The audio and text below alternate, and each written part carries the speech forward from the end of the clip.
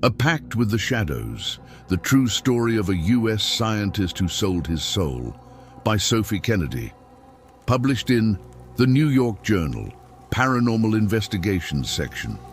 In the fog-laced woods of Ash Hollow, Oregon, an abandoned cabin stands as the silent witness to one of the most disturbing paranormal encounters ever recorded. The man at the center of this tale, Dr. Brian Matthews, is not your typical believer in the supernatural. A brilliant pharmaceutical scientist, a man of logic, reason, and research, until his life took a terrifying detour that led him straight into the arms of something dark, something ancient. It all began with a Facebook message. During his graduate years at Portland State University, Brian was like any ambitious researcher, buried in labs, experiments, and late-night study sessions. One quiet night, while sipping coffee and scrolling through social media, he received a message.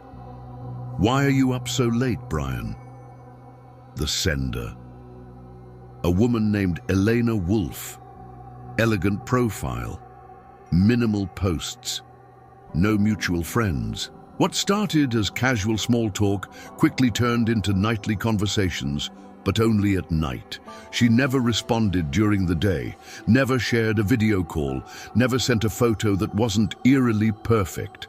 Until one night, Elena said, "Come meet me, tonight, midnight. There's a cabin in the woods just north of town. Come alone, and don't come in daylight." Brian hesitated, but curiosity won. The cabin in Ash Hollow. Navigating through the cold Oregon fog, Brian arrived at a remote cabin surrounded by dead trees and complete silence.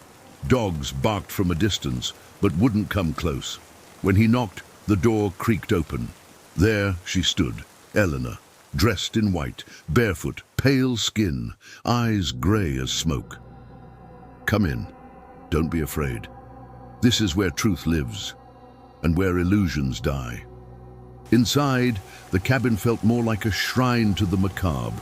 Deer skulls mounted on the walls, satanic symbols carved into the wood, jars filled with dark fluids, and a book resting on a pedestal titled The Blood Ledger. Brian was unsettled, but didn't leave. Instead, he drank what she offered. It tasted like licorice and ash. Then came the offer. "I can give you everything you desire, wealth, power, influence, but only if you give me your soul." He laughed nervously.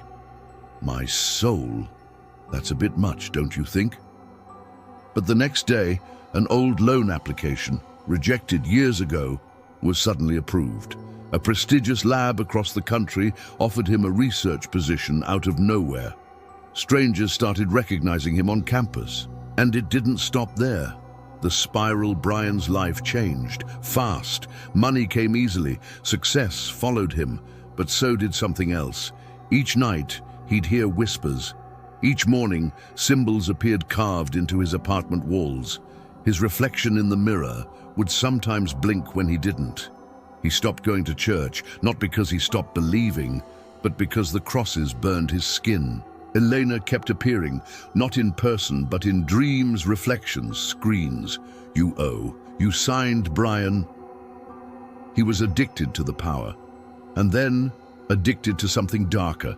Pills, alcohol, manipulation. He ruined lives for fun, blackmailed colleagues, drove one classmate to drop out after exposing his secrets, yet he was never happy. He couldn't sleep, couldn't feel, couldn't escape the figures in the corner of his room, watching, whispering. Redemption attempts. Then came Madeline Matthews, Brian's younger sister, a theology student in Florida. After months of no contact, she found Brian nearly unrecognizable, drunk, disheveled, muttering to things she couldn't see. She took him to a remote church outside Salem, where Father William Crane, an exorcist, agreed to help. The process took 7 nights. Each night, Brian screamed. His body convulsed. He levitated. He spoke in Elena's voice. "He is mine. He will never be yours." On the final night, Brian vomited black tar, and a red mark on his back vanished. He collapsed and woke up, free, or so they thought. The ending that wasn't today. Dr. Brian Matthews works at a rehab center in Seattle, helping addicts recover, just like he once hoped to be helped. But he still has the book, the blood ledger. He's tried burning it, burying it, drowning it. It always comes back. And every night, when he turns off the lights, a voice whispers, "The contract isn't over." Final note from the author. While parts of this story may sound like folklore, everything recounted here was shared firsthand by Dr. Matthews in a recorded interview. We reviewed his academic history, medical records, and even found that several other individuals who had contact with the account of Elena Wolf reported similar disturbances. If you ever receive a message late at night from someone you don't know, think twice before replying, because some connections aren't human at all. Do you think Dr. Brain Matthews was truly freed, or is the darkness still watching? Let us know your thoughts in the comments. And if this story gave you chills, don't forget to like, subscribe, and hit the bell icon so you never miss another terrifying tale. Dare to join us again in the next nightmare.